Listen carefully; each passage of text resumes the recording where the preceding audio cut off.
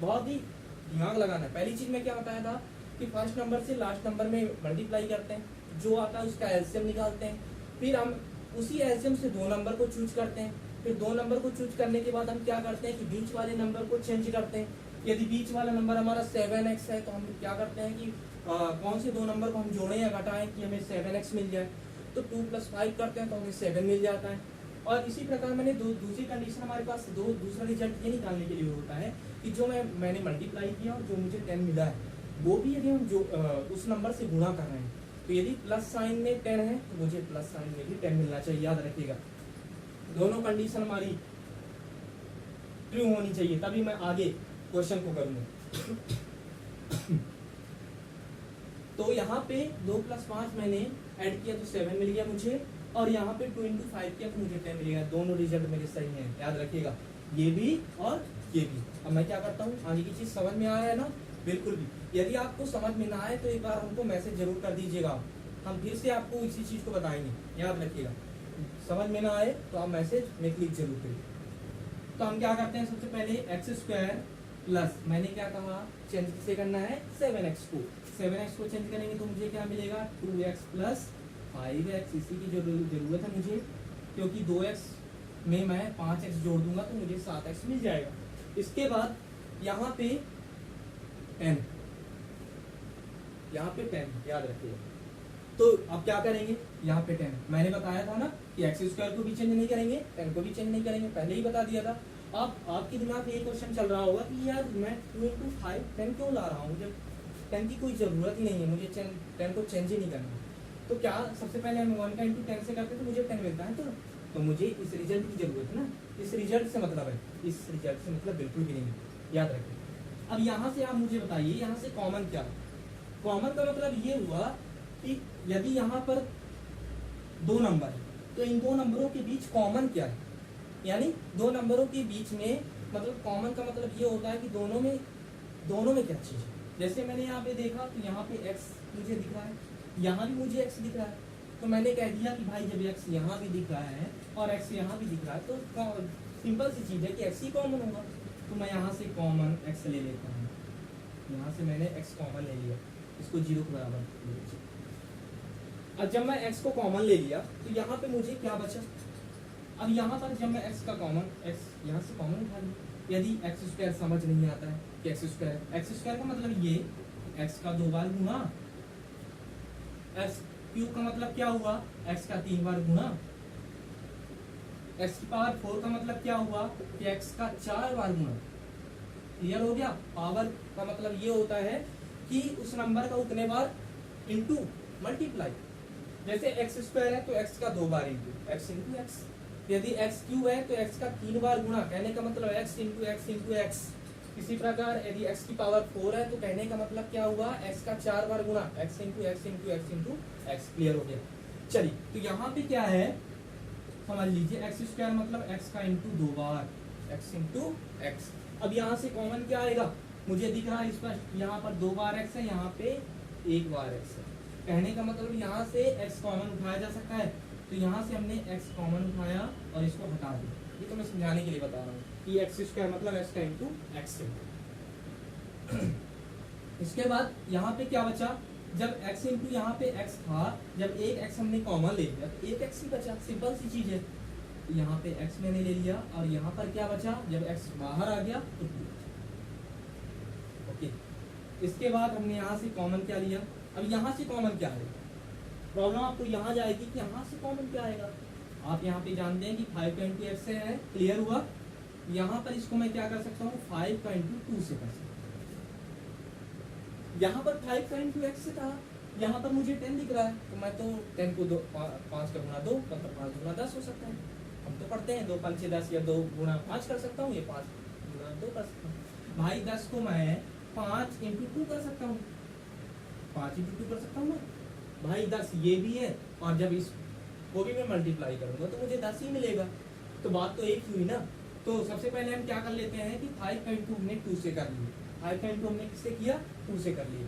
तो यहाँ आपको 5 दिख रहा है और 5 यहाँ भी दिख रहा है, तो हमने यहाँ से 5 क्या ले लिया, कॉमन ले लिया। मुझे क्या मिला यहाँ पे, x + 2 मिला। मुझे क्या मिला, x + 2 मिला। इसको मैं किसके बराबर कर दूंगा, 0 के बराबर। अब मुझे ये करना है कि अब इनके बीच क्या कॉमन आ सकता है, इनके बीच कॉमन क्या है, इनके बीच हमें कॉमन क्या दिख रहा है, x+2 दिख रहा है ना, इस स्पष्ट रूप से दिख रहा है। x+2 हमने किया और यहाँ पे बचा हमारे पास क्या, x और +5, इसको भी लेके चलना याद रखिएगा। x+2 तो हमारा कॉमन हो गया और x+2 कॉमन होने के बाद हमारे पास बचता क्या है, x+5, तो मैं क्या करूंगा, x+5 भी ले लूंगा, इसको मैं किसके बराबर करूंगा, 0। अब हम क्या करेंगे, देखिए x+2 = 0 के बराबर हुआ। जब मैं x इक्वल करूंगा तो जब ये प्लस बराबर की उस साइड जाएगा, रिप्लेस होगा, ट्रांसफर होगा, तो प्लस का क्या हो जाएगा, हमेशा याद रखिएगा, जब प्लस बराबर के उस साइड जाएगा तो माइनस में कन्वर्ट होगा, जब माइनस बराबर के इक्वल के उस साइड जाएगा तो प्लस में कन्वर्ट हो जाएगा, याद रखिएगा। इसी प्रकार यहाँ पे क्या दिया हुआ है, प्लस प्लस दिया हुआ है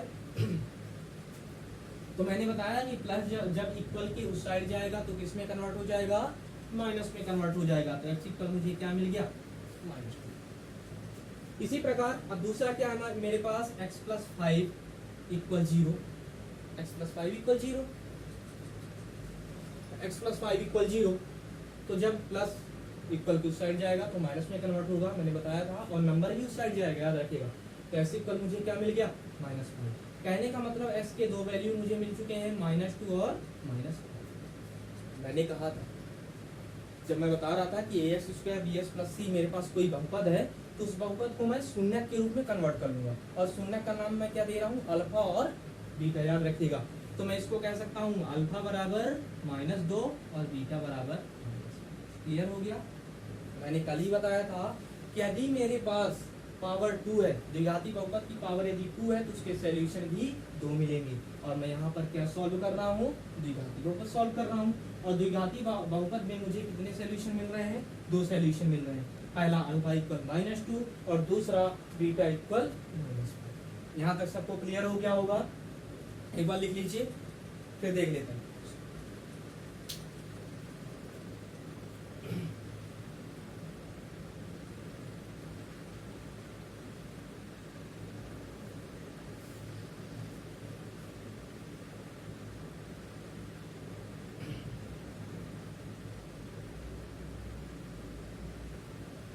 सभी का हो गया, ओके नेक्स्ट अब देख लेते हैं। इसको हटा देता हूं मैं, यहां से हटा देता हूं,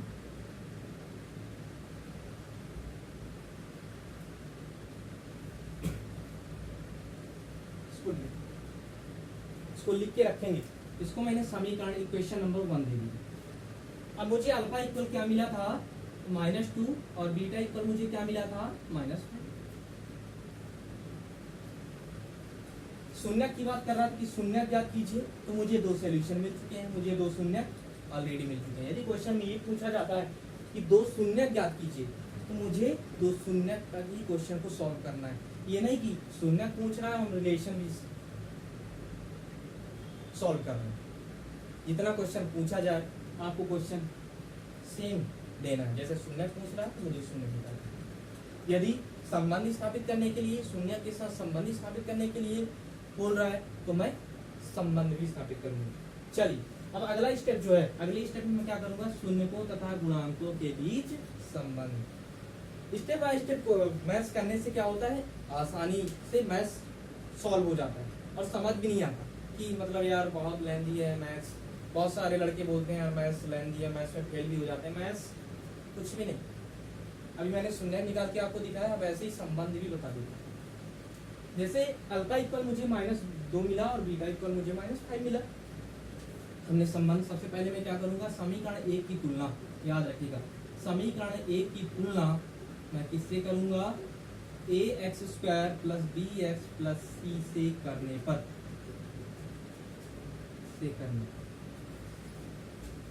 समीकरण 1 की तुलना ax² + bx + c से करने पर, याद रखिए। अब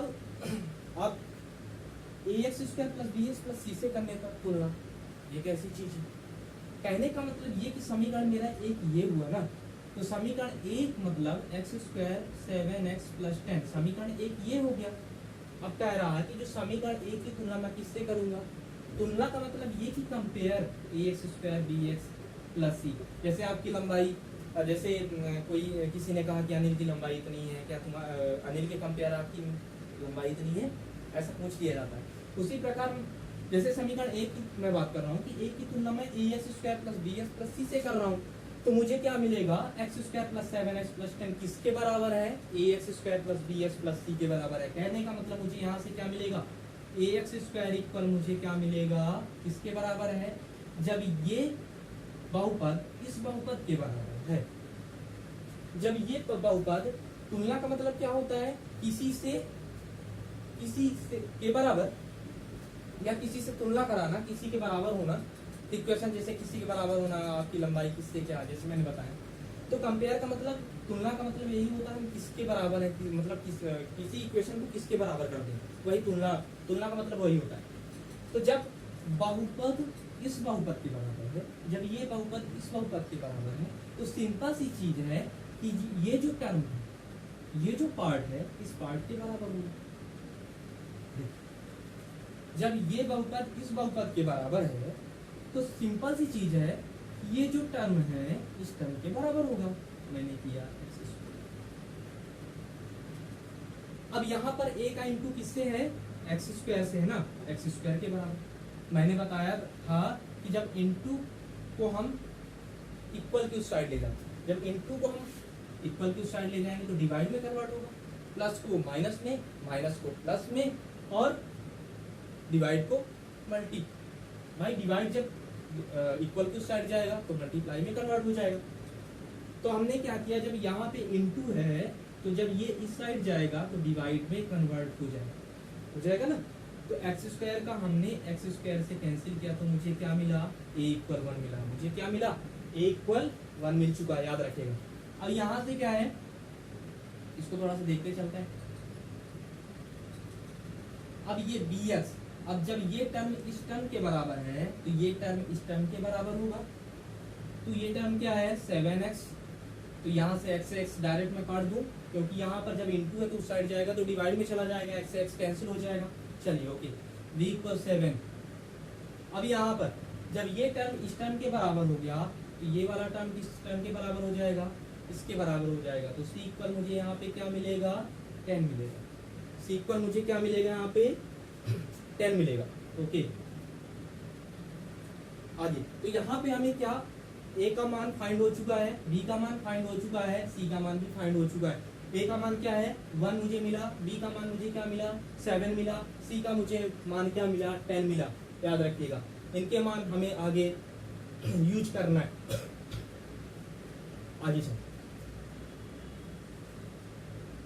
इसको मैं हटा देता हूँ।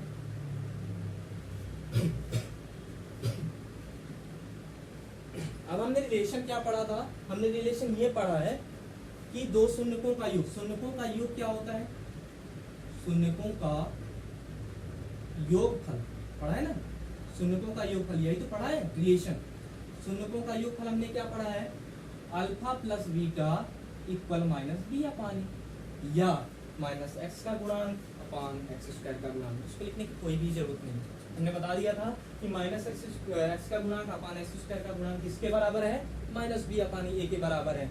ओके, तो सबसे पहले हम क्या करेंगे, बी की वैल्यू क्या है यहाँ पे, बी की वैल्यू यहाँ पे क्या है, क्योंकि अल्फा प्लस बीटा किसके बराबर है, माइनस बी के बराबर है। अल्फा की वैल्यू क्या है मेरे पास, माइनस, बीटा की वैल्यू क्या है मेरे पास, माइनस।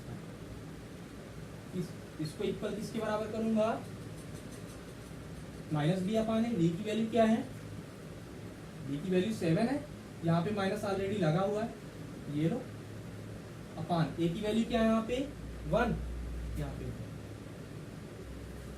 अब क्या करना है, -2 -5 -7 बराबर, यहाँ पे 7।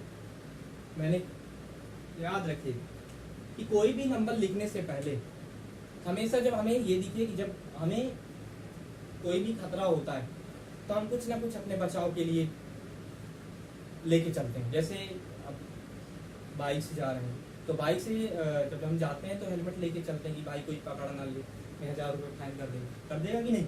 तो सबसे पहले हम क्या करेंगे कि यहाँ पे चूंकि ये माइनस था ऑलरेडी, इस माइनस को, इस नंबर को माइनस से बचाने के लिए, खतरे से बचाने के लिए मैंने इसको ब्रैकेट में ले लिया। याद रखिएगा मैथ को हमेशा, मैथ का कोई भी नंबर ऐसा नहीं कि माइनस है तो डायरेक्ट आप उसको माइनस में लिख दीजिए।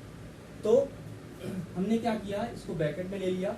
अब ये जो है 7 ये अभी प्लस में है, मैंने बताया था कि प्लस छिपा हुआ मुझे दिख नहीं रहा। तो अब क्या करेंगे, plus minus minus, plus minus minus, minus minus plus, plus into minus minus, है ना। माइनस इंटू प्लस माइनस देता है रिजल्ट। यदि माइनस का इंटू माइनस से करूंगा तो प्लस मिलेगा मुझे, प्लस का इंटू माइनस से करूंगा तो माइनस मुझे मिल जाएगा। इसी प्रकार माइनस का इंटू प्लस से हो रहा है, ब्रैकेट का मतलब होता है इंटू से, तो माइनस का इंटू जब प्लस से हो रहा है तो मुझे क्या मिल रहा है, माइनस मिल रहा है। तो यहाँ पे मैंने क्या ले लिया, -7। और जब 1 को हम डिवाइड करते हैं, यदि मैं 7 को 1 से डिवाइड करूंगा तो मुझे 7 ही मिलेगा। तो मैंने यहाँ पे -7 लिख दिया, 1 लिखने की कोई जरूरत नहीं है। तो मुझे ये मेरे सतता की जांच हो चुकी है, योगफल की सतता की जांच हो चुकी है। अब आते हैं गुणनफल में, याद रखिएगा गुणनफल में। समझ में आ गया ना कि यदि यहाँ पर -7 है तो ये भी -7 रिजल्ट देना चाहिए। कहने का मतलब शून्यकों के योगफल के संबंध से तात्पर्य यही हुआ कि यदि यहाँ पर -7 आ रहा है तो यहाँ भी -7 आना चाहिए, वो -7 आ रहा है। इसके बाद हम क्या देखते हैं, ओके, शून्यकों का गुणनफल, शून्यकों का गुणनफल। अब शून्यकों का गुणनफल क्या होता है, शून्यकों का गुणनफल alpha into beta equal C upon, alpha into beta equal C upon, ये हमारे पास है। शून्यकों का गुणनफल क्या है, alpha into beta equal C upon. तो क्या कर लेते हैं, देख लीजिए। अल्फा की वैल्यू क्या है, -2, बीटा की वैल्यू क्या है, -5, सी की वैल्यू क्या है, सी की वैल्यू मैंने क्या फाइंड की है 10, और ए की वैल्यू क्या है यहाँ से 1, हमने 1 लिखा, इसको हटा दें, हटा दें। अब हमें क्या मिलेगा, 2 का इंटू 5 से करूंगा, minus minus minus minus plus, plus 2 पंचे 10, 1 का जब मैं डिवाइड करूंगा तो मुझे 10 ही मिलेगा, 10 ये भी मुझे मिल चुका है। इसकी भी सतता की जांच हो चुकी है। अतः इसको हटा दे, अतः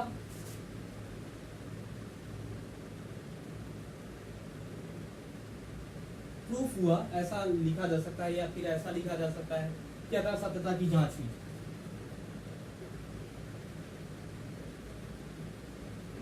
जांच ऐसा भी लिखा जा सकता है, लिखने की कोई जरूरत नहीं है, शून्य आ गए और हमने सत्यता की जांच कर दी बस। क्वेश्चन में कुछ कठिन था क्या, कुछ भी कठिन नहीं था। हमने क्या किया, सबसे पहले हमारे पास एक द्विघाती बहुपद था, द्विघाती बहुपद से मैंने क्या किया कि द्विघाती बहुपद से मैंने क्या किया, शून्य फाइंड किया। सबसे पहले क्वेश्चन ये था कि द्विघाती बहुपद x² + 7x + 10 के शून्य ज्ञात कीजिए तथा शून्यकों तथा गुणांकों के बीच संबंध स्थापित कीजिए। मेरे पास ये क्वेश्चन था। तो सबसे पहले मैंने क्या किया, ऐसा क्वेश्चन एक बोर्ड पेपर में जरूर पूछा जाता है, 100% पूछा जाता है ये क्वेश्चन। तो सबसे पहले हमने क्या किया, क्वेश्चन को स्टेप बाय स्टेप हमने किया कि सबसे पहले हम शून्य ज्ञात कर लेते हैं, इसके बाद हम शून्यकों तथा गुणांकों के बीच संबंध स्थापित कर लेते हैं। तो सबसे पहले हमने क्या किया, शून्य फाइंड किया।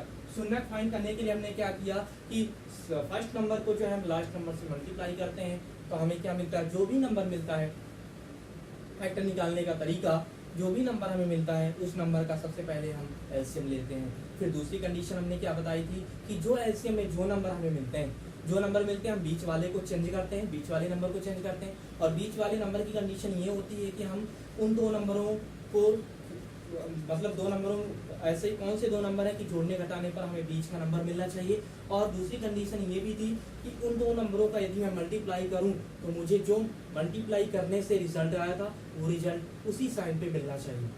तो हमने क्या किया, फिर हमने कॉमन ले लिया, कॉमन लेने के बाद दोनों से हमने कॉमन लिया, फिर हमने उसको 0 के बराबर कर दिया, x के 2 वैल्यू मुझे मिल गए और उन दो वैल्यू को मैंने अल्फा बीटा नाम दे दिया कि मेरे शून्यक हैं अल्फा और बीटा। अब हमने क्या किया कि समीकरण एक जो हमने लिया था द्विघाती बहुपद, उसकी तुलना में किससे करा दिया, ax square plus bx plus c equal 0 से करा दिया, ax square equal x square bx equal 7x के बराबर कर दिया। जब बहुपद एक बहुपद दूसरे बहुपद के बराबर है, तो जब एक बहुपद दूसरे बहुपद के बराबर है तो साधारण सी बात है कि जो टर्म्स हैं वो भी एक दूसरे के बराबर होंगे। तो जब पहला टर्म्स बराबर है तो दूसरा टर्म्स भी उसी के बराबर होगा, तीसरा टर्म्स भी उसी के बराबर होगा। और इस तरह हमें एबीसी के मान मिले, और एबीसी के मान मिलने के बाद हमने क्या किया, शून्यकों का योगफल हम जानते हैं alpha plus beta equal minus B upon A. Alpha beta को मैंने जोड़ा और माइनस बी की जो वैल्यू खत्म कहानी। चलिए ओके, तो अगला क्वेश्चन जो है हमारे पास, अगला क्वेश्चन देख लेते हैं। चलिए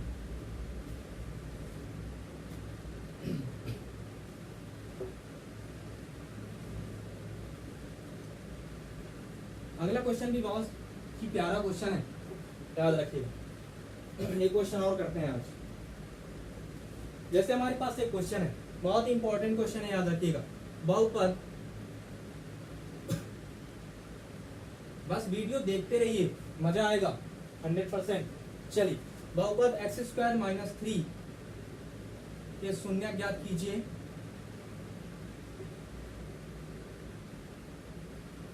शून्य ज्ञात कीजिए तथा शून्यकों एवं गुणांकों के बीच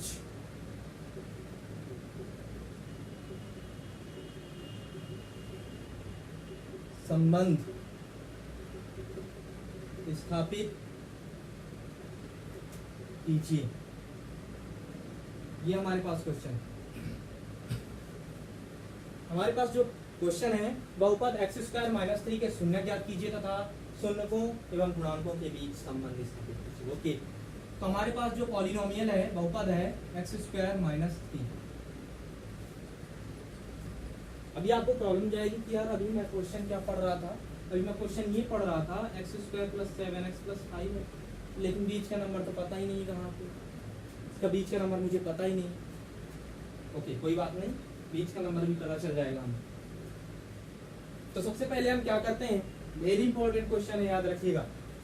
तो आपने 9th में पढ़ा होगा, 9th में ये पढ़ा होगा कि यार मैं एक फार्मूला पढ़ता हूँ, ए स्क्वायर माइनस बी स्क्वायर का फार्मूला पढ़ता हूँ, और मैं जानता हूँ कि ए स्क्वायर माइनस बी स्क्वायर का जो फार्मूला होता है ए प्लस बी इंटू ए माइनस बी होता है। मुझे पता है कि ए स्क्वायर माइनस बी स्क्वायर का फार्मूला, आपने पढ़ा होगा कि जो ए स्क्वायर माइनस बी स्क्वायर का जो फार्मूला होता है क्या होता है, ए प्लस बी इंटू ए माइनस।